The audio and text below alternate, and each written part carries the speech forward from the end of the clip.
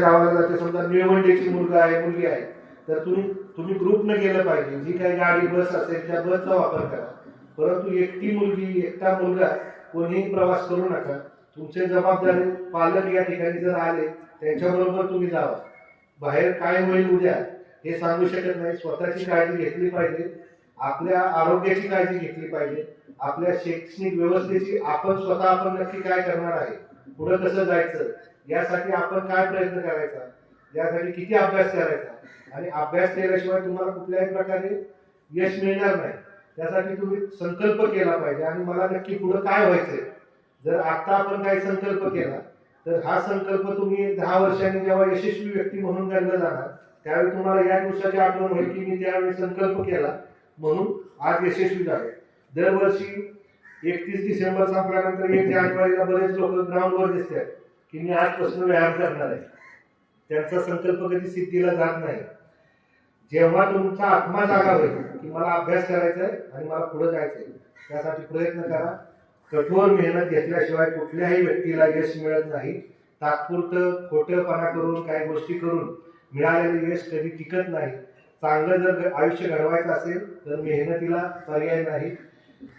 तिसरी एक महत्वाची गोष्ट तुम्हाला सांगतो की सामाजिक सुरक्षेच्या संदर्भानं राज्य शासनाने केंद्र शासनाने जे काही कायदे केलेले आहेत, नवीन कायदे BNS मध्ये भारतीय न्याय संहिता आहे, दुसरा कायदा आहे भारतीय नागरिक सुरक्षा संहिता आहे, आणि भारतीय पुरावा कायद्याचा नवीन एक अपडेट आलेला आहे.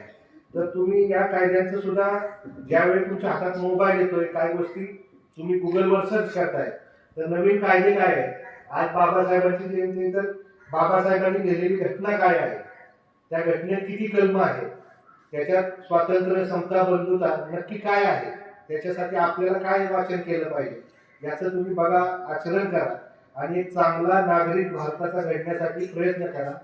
संघर्ष केल्याशिवाय तर तुम्हाला स्पर्धा परीक्षेत यश मिळणार म्हणजे मिळणार.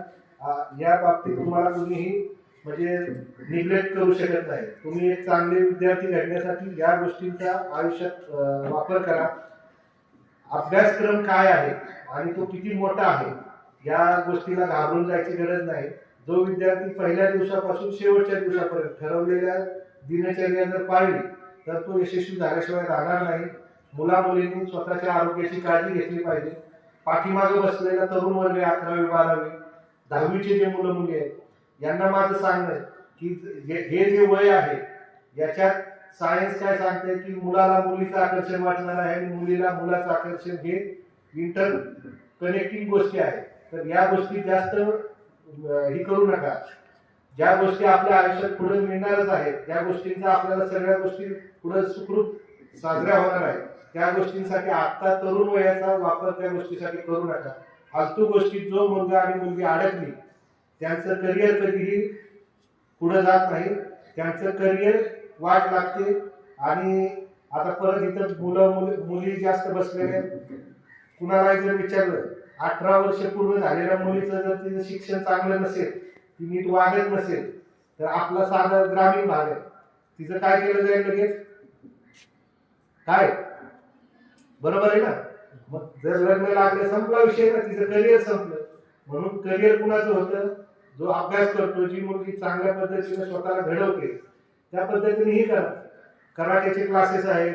स्वतःच्या जीवनाला जे काही सुरक्षा प्रदान करायची जबाबदारी आहे त्या सगळ्या गोष्टींचं पालन करा आणि पुढे जाण्यासाठी तुम्हाला या प्रसंगी शुभेच्छा देतो.